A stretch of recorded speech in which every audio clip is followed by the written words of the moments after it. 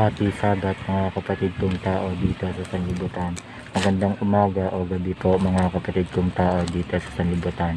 Tayo sumunod sa utos ng Panginoong Diyos ng kabutihan lamang.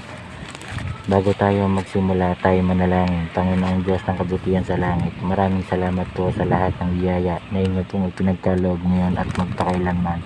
Ang kalooban niyo po ang masunod. Buksan ang aming puso at isipan habang kami ay naririto sa sanlibutan.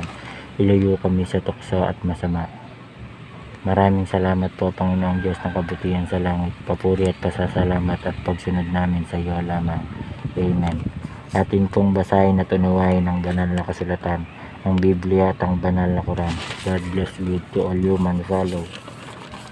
Quran, Surah, Ar-Rum, Genesis 30, Biblia. Utak at puso natin at ang ating buong pagkatao. Sa Panginoong Diyos ng kabutihan lang tayo maglingkod.